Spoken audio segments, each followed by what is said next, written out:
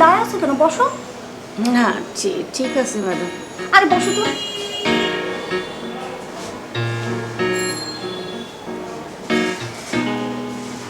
Madam 2 দিন ধরে কিছু খাই নাই, শহরে এসে কাম খুঁজতে, কিন্তু কাউরে চিনিও না জানিও না, কেডায় কাম দিব।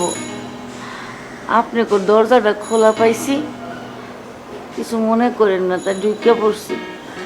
একটা কাম যদি দিতেন সারাটা জীবন দোয়া করতাম।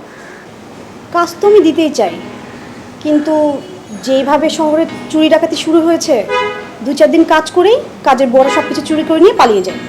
না না ম্যাডাম, আপনি আমার কথা বিশ্বাস করেন, আমি ওই রকম না। আমার 2 কুলে এখন কেউ নাই। একটা সন্তান আছিল, সেও নিখোঁজ। শহরে এসি পেটের তাগিদে। 2টা বেলা খাইতে দিয়েন, বেতন লাগবো না, আমারে বিদায় করে দিয়েন না, আমি থাকতে চাই। ঠিক আছে, তোমার কথা বিশ্বাস করলাম। যাও এখন রান্নাঘরে গিয়ে 1 কাপ চা বানিয়ে নিয়ে আসো। ওই যে রান্নাঘর। আচ্ছা, ওখানে আনতেছি।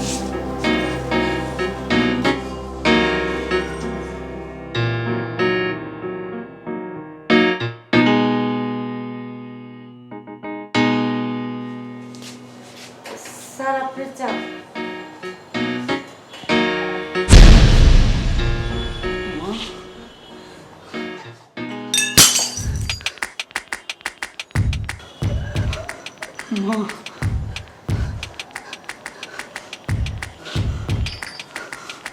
কি হয়েছে?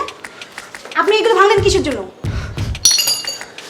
সামান্য 2 টাকার কাজের মহিলার জন্য তুমি আমার গায়ে হাত তুলতে পারলে? হ্যাঁ তুললাম। উনি সামান্য একটা কাজের মহিলা হতে পারে, সে তোমার বয়সও বড়। তুমি সামান্য একটা চায়ের কাপের জন্য তার গায়ে হাত তুলতে পারলে? উনি তোমার মায়ের বয়সী। সে আমার মায়ের বয়সী হতে পারে, কিন্তু সে তো আমার মা না। আর এই সামান্য কাজের মহিলার জন্য তুমি আমার গায়ে হাত তুললে? তুমি থাকো তোমার এই কাজের মহিলা নিয়ে, আমি আর তোমার বাসায় থাকবো না। বাবা, বৌমার গায়ে হাত তোলাটা তোর উচিত হয় নাই। বাবা মানে? বাবা মানে শুনতে চাও তুমি? হ্যাঁ, আমি অবশ্যই শুনতে চাই। সে আমার গর্ভধারিণী মা। কি বলো তুমি এসব? তোমার মাথা ঠিক আছে? এই মহিলা তোমার মা কেন হতে যাবে? হ্যাঁ সত্যি, উনি আমার গর্ভধারিণী মা। মা, আমি চাকরি পাওয়ার পরে তোমাদের গ্রামে খুঁজতে গিয়েছিলাম।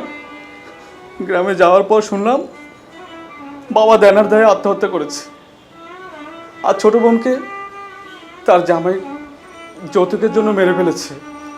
আমি এক বুক কষ্ট নিয়ে শহরে অলিতে গলিতে মা তোমাকে অনেক খুঁজেছি মা। আজ মহান রব্বুল আলামিন আমার মাকে আমার ঘরে নিজ হাতে পৌঁছে দিয়েছে। আর সেই মাকে যদি কেউ আঘাত করে, তাহলে সে কি করবে? আমার জায়গায় যদি তুমি থাকতে তাহলে কি করতে? বলো বলো, তুমি কি করতে? তুমি যা করেছো একদম ঠিক করেছো। তোমার জায়গায় আমি থাকলে আমি এমনটাই করতাম। আপনি আমাকে ক্ষমা করে দিন মা, আমি আসলে বুঝতে পারিনি। মা, মা গো,